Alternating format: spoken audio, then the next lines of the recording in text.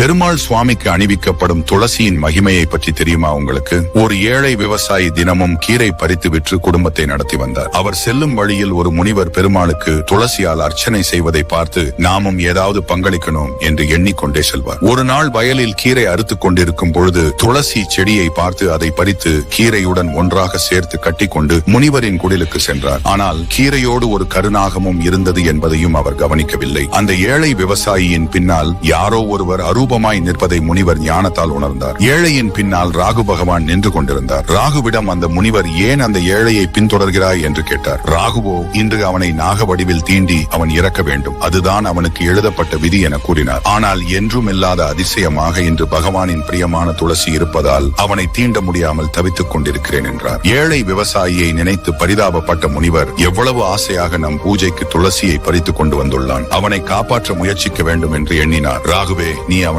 தீண்டாமல் இருக்க ஏதேனும் பரிகாரம் உள்ளதா என்று கேட்டார். ராகுவோ, சுவாமி, நீங்கள் இத்தனை நாள் பூஜை செய்த புண்ணியத்தின் பலனை அந்த ஏழைக்கு கொடுத்தால் அவனது சர்பதோஷம் நீங்க பெறுவான், அதனால் நான் அவனை தீண்டாமல் சென்று விடுவேன் என்றார். தன் பல வருட பூஜையின் புண்ணியத்தை அந்த ஏழைக்கு தானமாக கொடுத்தார். அது கிடைத்ததும் ராகு பகவான் மகிழ்ந்து மறைந்து விட்டார். கருநாகமும் மறைந்தது. முனிவர் அந்த ஏழை விவசாயியிடம் இனி தினமும் துளசி பறித்துக் கொண்டு வர வேண்டும் என்றார். பெருமாளுக்காக செய்த இந்த சிறிய சேவை தன்னை ஒரு பெரிய ஆபத்திலிருந்து காப்பாற்றியதை நினைத்து மகிழ்ந்தார் ஏழை விவசாயி. ஒரு சிறிய துளசி கூட பகவானின் அருளால் உயிரை காக்கும் என்பதற்கு இது ஒரு எடுத்துக்காட்டு. நண்பர்களே, உங்கள் வீட்டில் துளசி செடி இருக்கா? கமெண்ட் பண்ணுங்கள். மறந்து விடாமல் சப்ஸ்கிரைப் பண்ணுங்க.